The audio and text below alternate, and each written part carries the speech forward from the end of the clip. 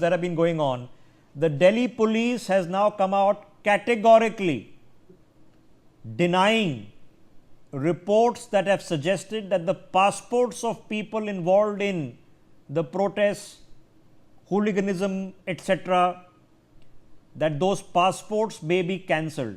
They are categorically denying this, quote unquote, they say misleading, no such decision has been made. This is the DCP of New Delhi who has now put this out and is advising people not to believe this information because this is not true.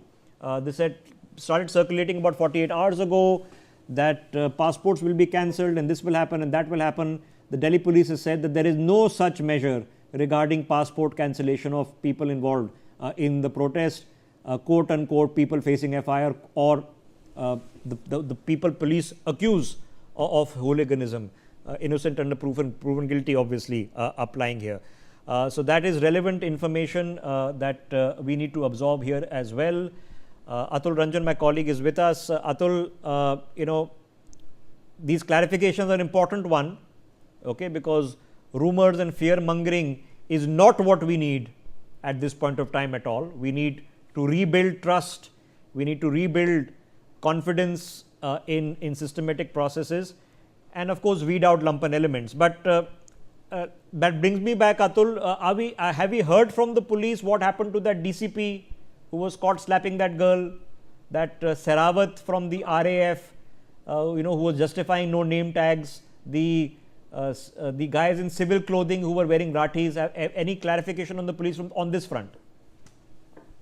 Well, at least Sarawat, the RAF officer as well as the DCP who slapped the woman, what we're learning is that they have already been suspended and they have been taken off duty as of now. However, any update about police personnel in the civilian clothes who are beaten charging protesters are still awaited, because that has also a lot of attracted criticism for Delhi police as well, because we saw during the whole violence and the protest episode, several of the protesters also filmed those and also questioned them on the cameras while they appeared to be camera shy and they were trying to evade cameras. But what we're learning is that Sarawat, the RAF officer, as well as the DCP who slapped a woman, they have been obviously suspended. What we're also learning about the interesting development about the passports being revoked of these protesters.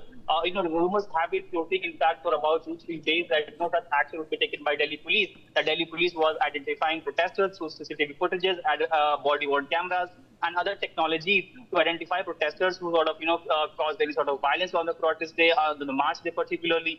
But that has been now finally been denied by Delhi police. Now, this is also important because right since July 20th, be it CJP, Abhijit Dipke, or very importantly, Sonam Wangchuk has in all his meetings with JP Nadda and Hitendra Singh, the minister, has kind of reiterated this thing that no protester should be charged. Any criminal case should not be proceeded against those students. It's something which Sonam Wangchuk had been asking time and again. And what we're learning is that the government, JP Nadda, also in fact assured him that no protester would be facing. Yeah, but it's a tough one, Atul. The reason it's a tough one is, how do you disaggregate, identify a person who is a genuine protester versus somebody who's a political party worker or somebody who's an lumpen element or somebody who's just a gunda having good time? Because yes, people have been beaten up. You've seen the case with journalists as well. I think it's going to be a tough one.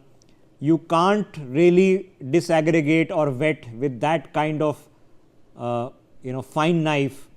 So either you do a blanket amnesty, which is what is likely going to happen. You just close all the cases, because if you start disaggregating, it's going to be a really tough one. Atul, just stay with me. More breaking developments coming in because one of the union ministers at the center of all of this is Dr. Jitendra Singh. He, remember, had met with Sonam Wangchuk last night when